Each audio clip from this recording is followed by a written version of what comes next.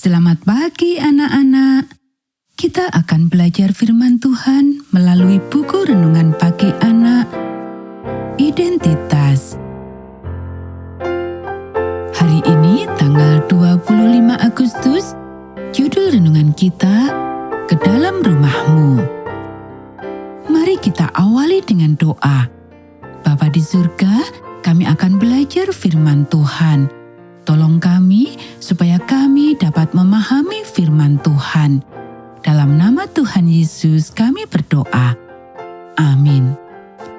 Anak-anak, ayat inti renungan pagi kita hari ini diambil dari kitab Yesaya pasal 58 ayat 7 dan 8. Supaya engkau memecah-mecah rotimu bagi orang yang lapar, dan membawa ke rumahmu orang miskin yang tak punya rumah, dan apabila engkau melihat orang telanjang, supaya engkau memberi dia pakaian, dan tidak menyembunyikan diri terhadap saudaramu sendiri.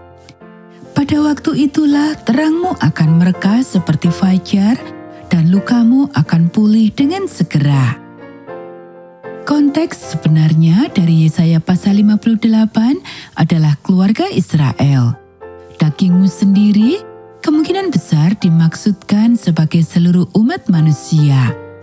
Di awal ayat ini, Tuhan menegur Israel karena mereka melakukan semua ritual keagamaan, termasuk berpuasa, yang seharusnya mencari kehendak Tuhan, tetapi pada saat yang sama, mereka menindas orang miskin, mengabaikan orang yang kelaparan, dan hanya memperhatikan nomor satu dan keuntungan.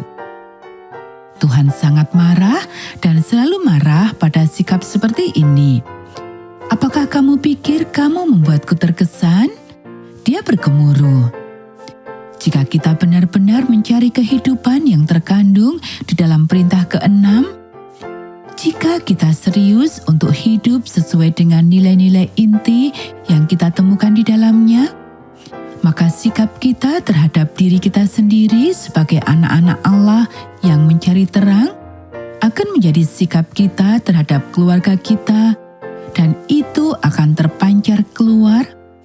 Terang selalu memancar keluar ke seluruh keluarga manusia, atau setidaknya bagian yang bersinggungan dengan kehidupan kita sehari-hari.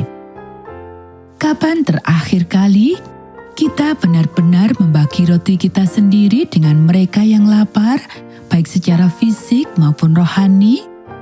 Kapan terakhir kali kita membawa seorang tunawisma ke rumah untuk tinggal, apakah di rumah kita atau di tengah-tengah keluarga, yaitu sidang jemaat setempat?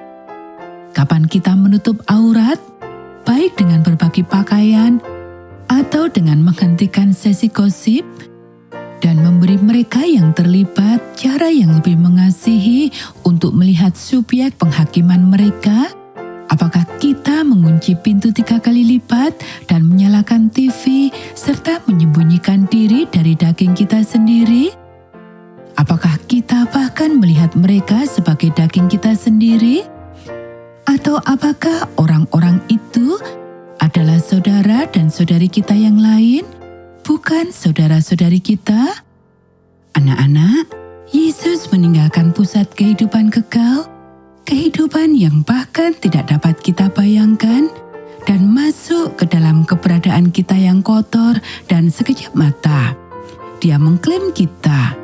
Dia cukup mengasihi kita untuk menjadi salah satu dari kita. Dia berkata bahwa dia datang untuk memberikan kehidupan yang berlimpah. Itulah esensi dari perintah ke-6 dan salah satu nilai inti yang paling penting yang dapat dimiliki oleh seorang Kristen.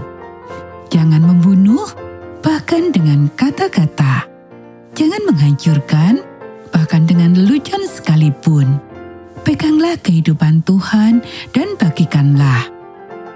Anak-anak, demikianlah renungan pagi kita hari ini. Mari kita akhiri dengan doa.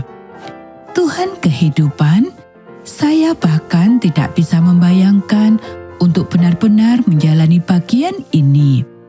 Tetapi saya ingin menjadi seperti Engkau, dan inilah Engkau. saya mengenali wajah-Mu. Peganglah tangan saya dan tunjukkanlah pada saya bagaimana caranya saya akan mengikuti. Amin.